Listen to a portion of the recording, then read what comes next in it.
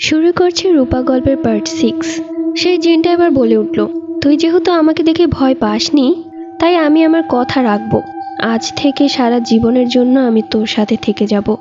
আমার দাদা ভেতরে ভেতরে প্রচণ্ড ভয় পেয়েছিল, কিন্তু সে কোনো কিছুই প্রকাশ করতে পারছিল না। সে কিছু প্রকাশ করলেই তো তাকে মেরে ফেলবে।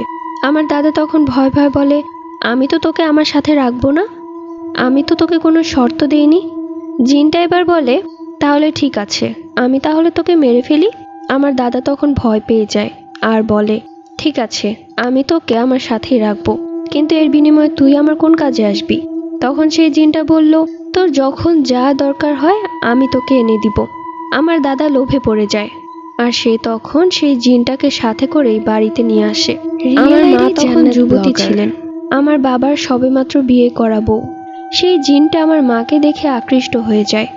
আজ আপনি যেভাবে 2 দিনের জন্য নিখোঁজ ছিলেন, আমার মা 8 দিনের জন্য নিখোঁজ ছিল। কোথাও খুঁজে পাচ্ছিলাম না আমার মাকে। 8 দিন পর ঠিক আপনি আমার মা চলে আসে। আমার মা কিছুই বলতে পারে না সে কোথায় ছিল, কিন্তু আমার মায়ের সারা শরীরে ছিল আঁচড়ের দাগ। এই কথা শুনে আমি আমার হাতের দিকে তাকালাম, দেখলাম আমার হাতেও আঁচড়ের দাগ। এরপর আমি আমার ননদিনীকে বললাম, তারপর কি হয়েছে সালমা?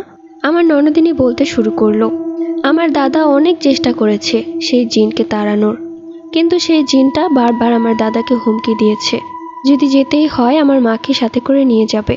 আমার দাদা একটা কবিরাজকে বাড়িতে নিয়ে এসেছিলেন এই জিনকে সাহায্য করার জন্য। সেই কবিরাজ বাড়ি বন্ধ করে দিয়ে যায়। যেই দিন বাড়ি বন্ধ করে দিয়ে গিয়েছিল, তার পরের দিনই আমার দাদার লাশ পুকুরে ভেসে ওঠে। আমরা সবাই ভয় পেয়ে গিয়েছিলাম। এরপর থেকে আর কোনো কবিরাজ আমাদের সাহায্য করতে আসেনি।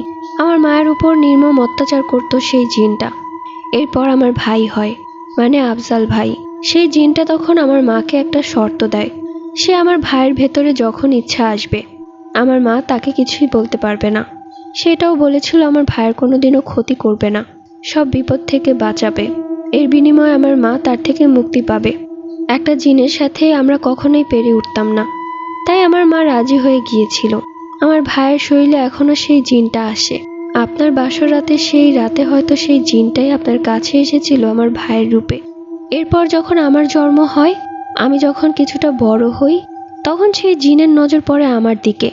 তখন সেই জিনটা আমাকে নিয়ে উধাও করে ফেলতো। 2 দিন 3 দিন কোনো খোঁজ খবর পেত না কেউ আমার। আবার আপনি আমি চলে আসতাম। আমার কিছুই মনে থাকতো না আমি আসলে কোথায় ছিলাম। আমার মা অনেক অনুরোধ করে, এমনকি আমার ভাইও, কিন্তু সেই জিনটা বলে সে নাকি আমাকে পছন্দ করে ফেলেছে। এরপর যখন ভাইয়ের বিয়ে করানো হয়, তখন আপনার দিকে নজর পড়ে।